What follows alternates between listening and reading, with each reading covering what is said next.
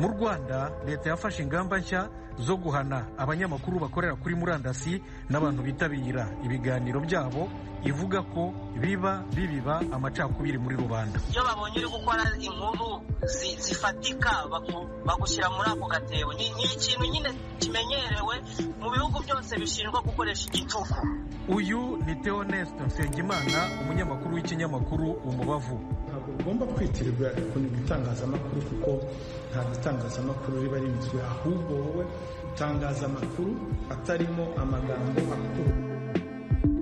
Nk'uko maze kubibabwira, mu Rwanda leta iratangaza ko yafashe ingamba nshya zo guhana abanyamakuru bakorera kuri murandasi n'abantu bitabira ibiganiro byabo, bivugwa ko bibiba amacakubiri muri rubanda. Umuvugizi w'urwego rw'ubugenzacyaha mu Rwanda RIB avuga ko itegeko ry'u Rwanda rirengera ubwisanzure bw'itangazamakuru, ariko bamwe na bamwe bakabyitwaza bakarenga ku mategeko, bityo rero ko bagomba kubiryo.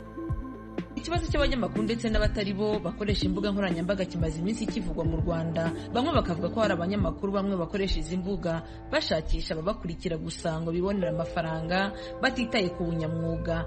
Abandi nabo bakumvikanisha ko uyu muyoboro utifashishwa gusa n'abanyamakuru, hari n'abandi bantu batize itangazamakuru ariko bagakoresha uyu muyoboro wa YouTube bagamije gukwirakwiza ibitekerezo byabo. Urwego rw'ubugenzacyaha rw'igihugu RIB rusobanura ko aba bantu nibadahagarika ibyo biganiro bazahanwa hisunzwe amategeko. Mu kiganiro umuvugizi wa RIB Murangira Thierry yahaye Ijwi ry'Amerika yasobanuye ko ibyaha byinshi bisigaye bikorerwa ku mbuga nkoranyambaga bikwiye guhagarara. Murangira asobanura ko nubwo itegeko nshinga ry'u Rwanda ritanga ubwisanzure bwo gutanga ibitekerezo, ko hari nyirantarengwa. Ari watanze urubuga rwo kugira ngo rukoreshwe mu gusakaza amagambo arimo cengezamatwara rigamije gukurura imvururu muri rubanda, barebwa n'itegeko. Ababivugiyeho rero nabo barebwa n'itegeko, biza mu byaha bikorerwa kuri internet cyangwa kuri murandasi. Igihe cyose rero barenze uwo murongo, itegeko riba rikureba, rirakurikizwa. Nta gitangazamakuru na kimwe umuyobozi yavuze, ariko yumvikanishije ko hari abanyamakuru bamwe RIB yatangiye kwihanangiriza.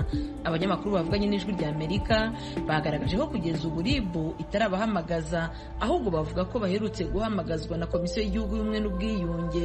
Umunyamakuru Theoneste Nsengimana ukorera Umubavu TV yabwiye Ijwi ry'Amerika ko aherutse guhamagazwa na Komisiyo y'Igihugu y'Ubumwe n'Ubwiyunge bagamije gukora icyo yita icukumbura ryimbitse ku byo ivuga ku bishobora kubangamira ubumwe n'ubwiyunge bikorwa mu bitangazwa mu itangazamakuru.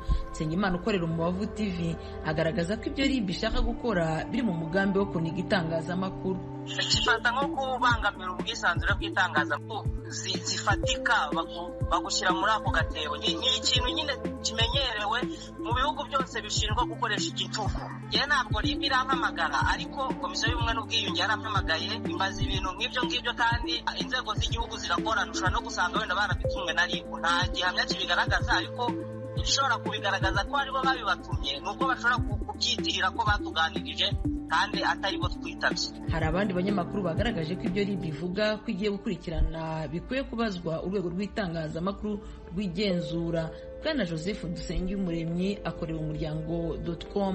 Cano ni ikinyamakuru cyangwa se ni umunyamakuru ufite cano n'undi ubahiriza amategeko y'umwuga y'itangazamakuru. Uwo muntu rero atandukanye n'undi wese washyiraho ibyiwe atari umunyamakuru, nicyo badasobanura. Icyo gihe abanyamakuru byagombye kunyura mu nzira yaraye gusa, kuko niyo icungana no kwigenzura kw'abanyamakuru, bakagirwa inama cyangwa se bakagira uburyo bakosora konti, kuko no kwibeshya gutyo byahaye icyuho n'abandi bose. Hari ikindi cyiciro cy'abanyamakuru ariko kigaragaza ko ibyo RIB irimo gukora ari intambwe nziza mu kubuza ibitangazamakuru byo mu Rwanda kurenga ku itegeko. Ange Hagenimana ni umuyobozi w'ikinyamakuru Umuseke. Njye mbyumvamo nk'intambwe nziza yo gufasha sosiyete, kubera yuko itangazamakuru ni umuyoboro ushobora gufasha sosiyete gutera imbere, ariko ni n'umuyoboro ushobora kuyobya sosiyete igihe ryaba rikoreshejwe nabi.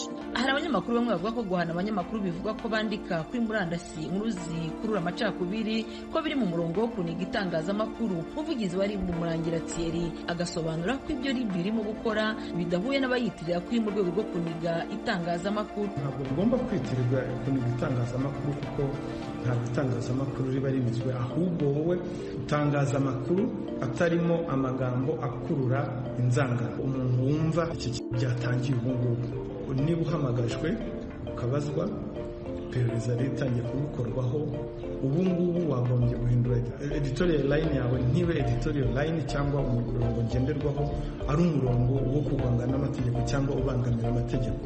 Usibye abanyamakuru bamwe bagiye baregwa gutangaza amakuru abiba amacakubiri kuri izi mbuga babifungiwe, hari abandi badakora itangazamakuru barimo Karasira Aimable wahoze ari umwarimu muri Kaminuza y'u Rwanda na Madamu Yvonne Byamugwiza bafungiye ibiganiro bagiye banyuza kuri YouTube bivuga ko bihungabanya umudendezo